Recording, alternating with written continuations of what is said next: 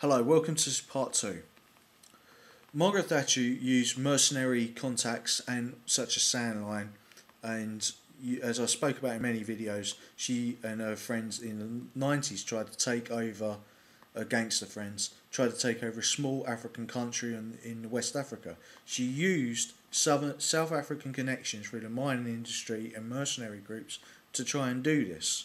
So in practice, she aided and abetted the ANC getting in, and then tried to benefit from the instability that followed the ANC coming to power.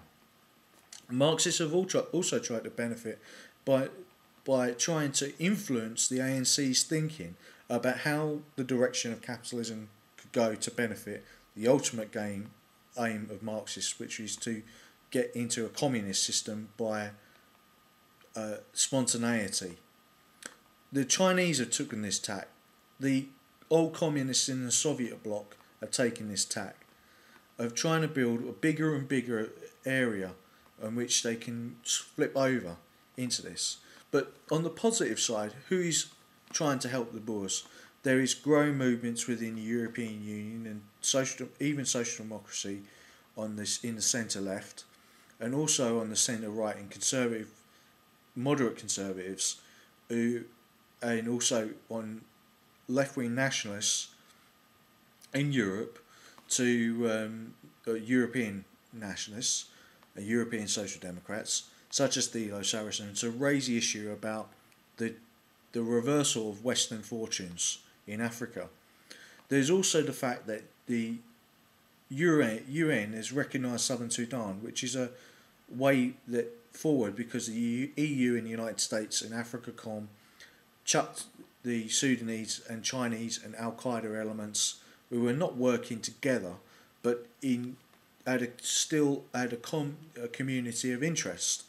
And it's very important to understand this community of interest concept, where enemies can in turn try and benefit from each other's mistakes. At the same time, they're trying to mesh their different plans together in ways which they will be mutually beneficial while they try to destroy each other. So I'm not saying that ultra-conservatives and Marxists do not want to destroy each other. They obviously do. Margaret Thatcher and Marxist historians or professors or people in the Soviet Union obviously were in enmity with each other.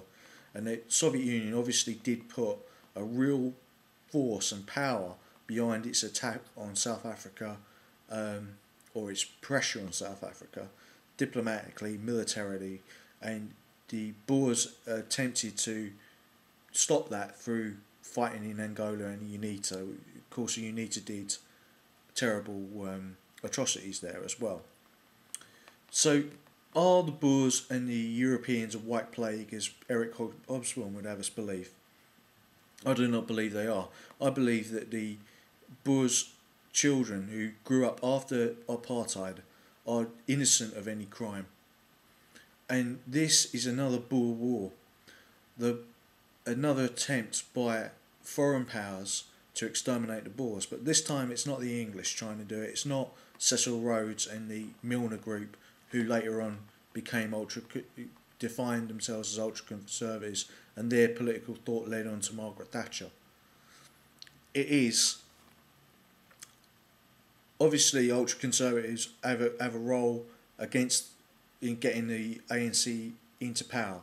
They obviously have a role in unleashing the forces that have killed millions of people in South Africa, or 1 million people in South Africa, a quasi-Boer English, for a crime wave, and also a sponsored by the ANC genocide of the Boer people through farm murders. I have not done a video on South Africa for some time, but we only need to look into the mindset of Jacob Zuma when he talks about getting the people to vote for the ANC, or the Tokolosh will get them. These people really do, on the street in South Africa, believe in this. Whether Jacob Zuma and Julius Malema do or not, it is a slippery slope from ANC feudalism of crime lords such as Jacob Zuma and Julius Malema to absolute primitivism, and it is a reverse of Western culture. Western culture could be inclusive in South Africa. It could be for everyone.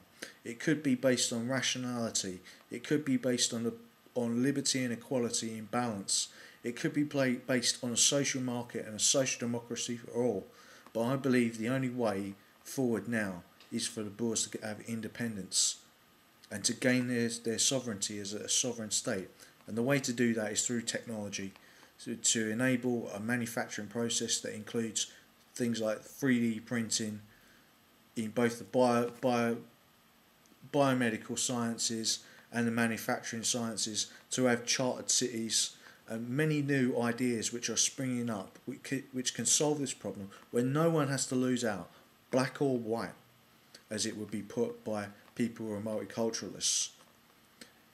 You know, it's always black or white. The cultural aspects, the political aspects that I've outlined in part 1 is never spoken about because they want to simplify it and polarise the debate. Ultra-conservatives, multiculturalist Marxists who want political correctness to dominate the conversation all the time and stop any debate, to polarise between two powers, two roots of evil, so that there is always violence and the Boers fade into history, or as a culture they disappear. I believe the Boers have a right to their own culture. I believe the Boers were a European people when they landed, but they are now an African people. And though you may say that is hypocritical, the transparent hypocrisy of people like Eric Hobsbawm on one side or Margaret Thatcher on the other are trying to crowd out any debate, any rational debate, and the people in the middle, you and me, to crush us. And that is not acceptable, because if it can happen in South Africa, it can start to happen in Europe.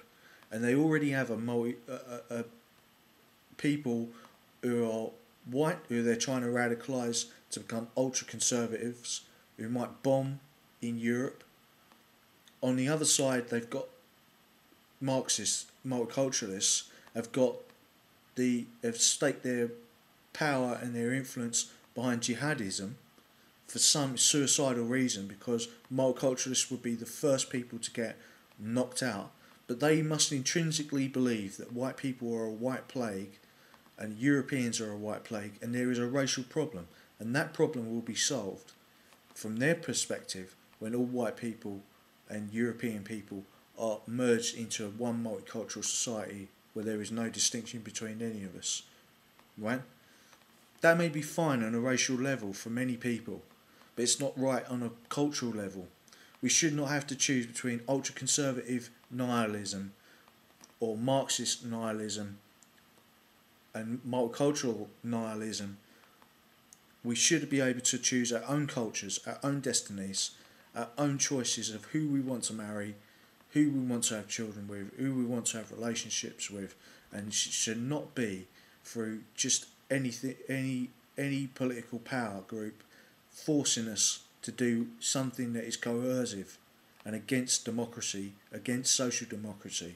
We need a Fabian incremental system to cut all the political connections around such terrorist groups, and then make a wall of non-connections which will eventually lead to the states, the nation states, the people who were democratically elected, having a military and economic solution to these problems. And long live South Africa, long live Europe, long live the United States, and may we have chartered cities down East Africa and North Africa to make it North African and Middle Eastern and East African and South African Union.